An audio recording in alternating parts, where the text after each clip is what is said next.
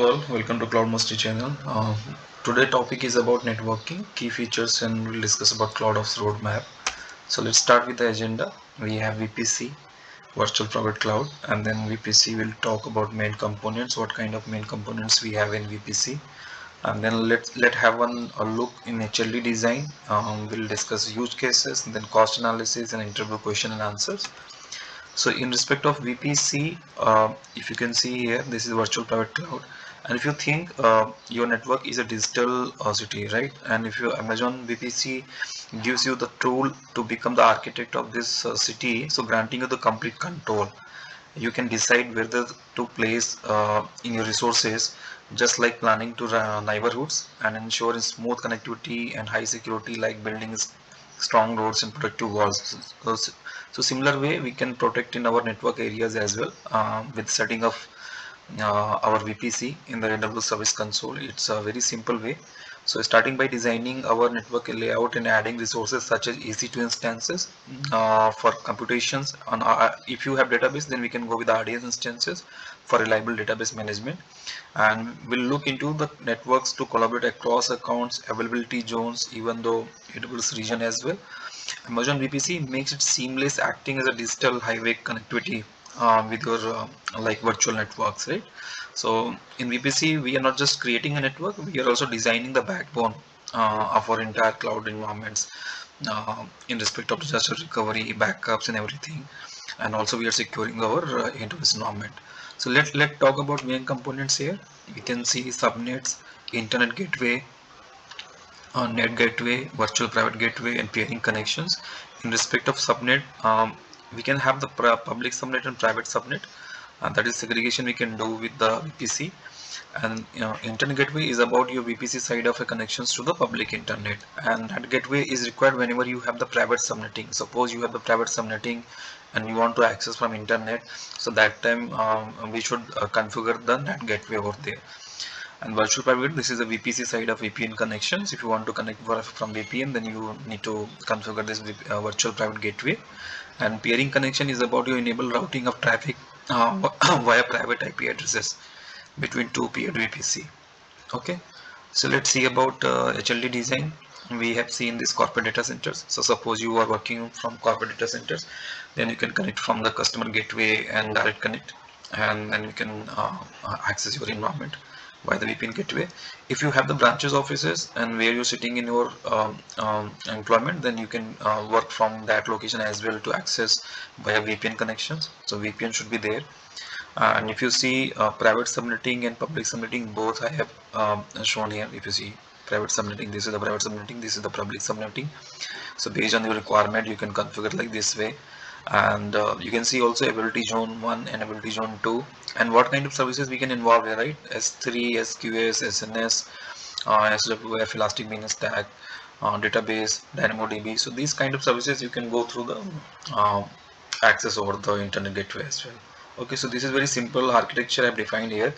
If anyone looking the particular design, or you are looking for your requirement from your client perspective, please put your comment. I will share that type of architecture design understanding also in the comment sections. So let's go about use cases. What kind of simple use cases which can help for your designing of VPC, and also if you anyone from the start of cloud computing, suppose you are start with cloud computing understanding, then definitely these use cases you can learn, and you can explain this to your interview round as well. So web hosting, first is the web hosting. So during the web hosting also we need to be define our subnetting, right? So this is the part of VPC, the public subnet and the private subnet. Public subnet is always referred to your web servers isolate way, and databases always go to the private subnetting. Okay, so this is the example you can share with the interview as well. If someone asking what kind of use cases and what kind of environment you are working over there, then you can definitely cover this in the interview questions. Next is hybrid cloud architecture. Suppose you have on-premises network over there and you want to use cloud environment also using VPN or direct connect. Definitely you can go with this use case with the VPC, and you can easily access from on-premises networks to your cloud data. So this is the another use case which you can explain over the interview. And third is the multi-tier application, deploy application with separate tiers like web applications, database in isolated subnets. So there are multiple architecture, right? Two tier and three tier. So this type of application requirement whenever it comes to whenever come from client, then that time you should approach for this type of configurations for multi-tier use case. Okay, so these are the use cases you can go through. I have added one cost analysis also because sometime you uh, did not understand what kind of cost model is there with the VPC, right? So suppose you are using NAT gateway, right? So NAT gateway is a chargeable, is not free. So you need to go to pay for the NAT gateway. So you can see in the yellow color I have highlighted here in this one, number of NAT gateway, number of VPC, number of in use public IP addresses, limitation is 20. Also there is one thing, if you are not using your elastic IP public IP for any instances and IPs are free, then you have to be charged more on that. So please be careful whenever you are configuring any elastic IP or public IP. That time you should aware like IP should not be unallocated, it should be allocated to any instances. If IP is not assigned to any instances, definitely the charges will be go more on that.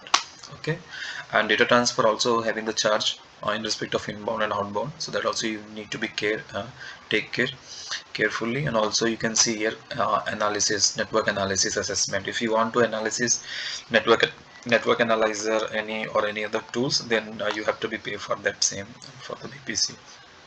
So I have covered in this area here the cost estimation. If you see 450 USD you have to be paid for monthly basis, and in annual it will be around 5,404. So this is the cost of one use case you can refer.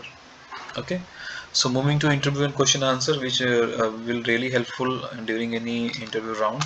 So let's suppose question can be come from client like what is the difference between a security groups and network ACL, right? So you can say security groups is operate only the instance level. Suppose I have multiple instance and I want to restrict from some incoming rules, then definitely I can go with the security groups. I can allow only 22, either I can allow only RDP sessions, either I can allow only HTTPS ports, RDP ports, database ports.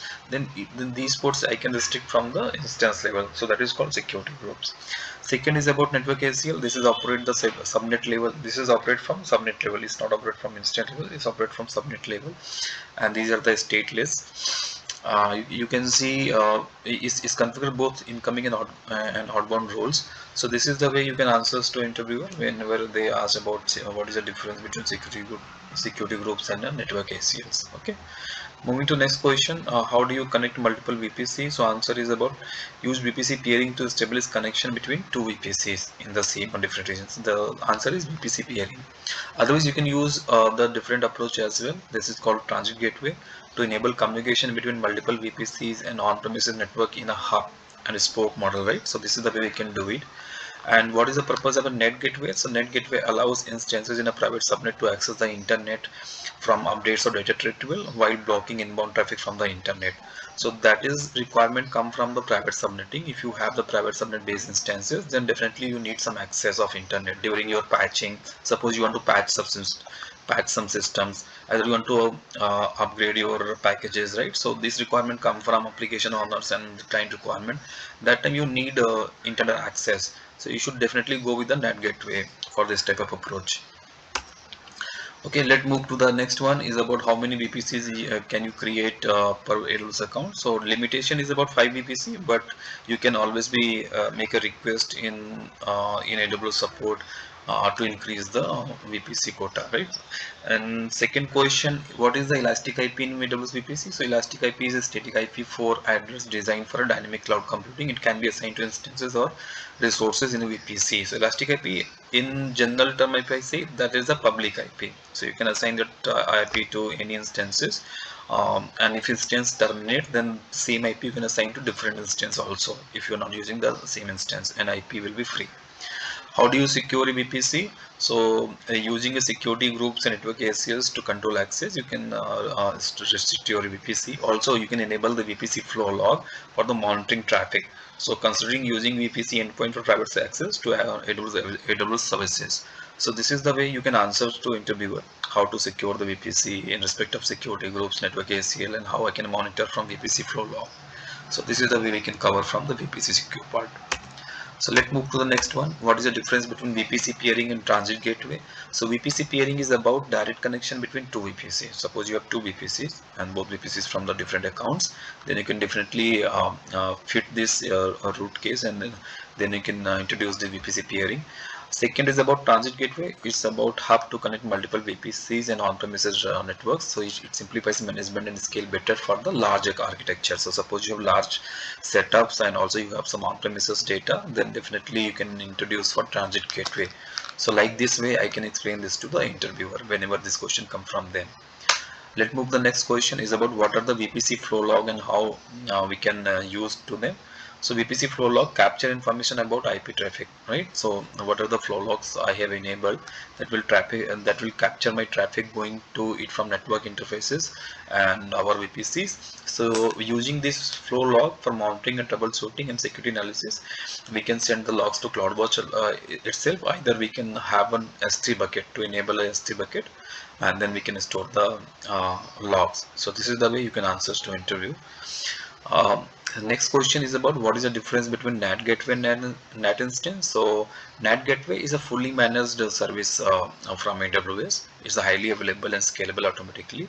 It's recommended for the production environment. Suppose you have the production environment, then we should use for NAT gateway. In respect of NAT instance, is require manual configuration because you have to be create one instance for NAT for NATing purpose, and you have to be managed for this. So it's a less scalable, I can say. And this is also if you have only sandbox or development environment, that only we should use for this NAT instance. So that is the difference from network gateway and NAT instance. Okay, let's move to the next question is about how do you troubleshoot connectivity issues in VPC.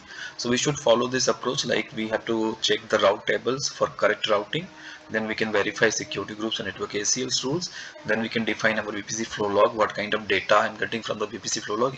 Is there any unbehavior pattern which I need to follow? And then we will proper configuration of internet gateway and NAT gateway. So this is the way we can configure for the troubleshooting steps in VPC. Next question is about how do you design a multi-region VPC architecture for disaster recovery, because this is a question come from client also. I have seen multiple times for the requirements. So primary and secondary regions, we can set up the two VPCs in regions. So one is the primary and second is the disaster recovery regions for VPC. And VPC peering and transit gateway also we can use for this. Data replication we can use for S3 cross region replication and RDS read replica for data synchronizations. Suppose you have multiple data in S3 bucket, then you can enable this service from S3 cross region. So your one data from S3 will be saved to another region as well, and you can save your data. You can save your data, right? Route 53 is about your health checks and failure routing policies to redirect traffic to the DR region in case of any failure. So Route 53 is must for this type of traffic. Automation, use AWS CloudFormation and Terraform to replicate infrastructure in the DR region. So this is the automation we can work over there.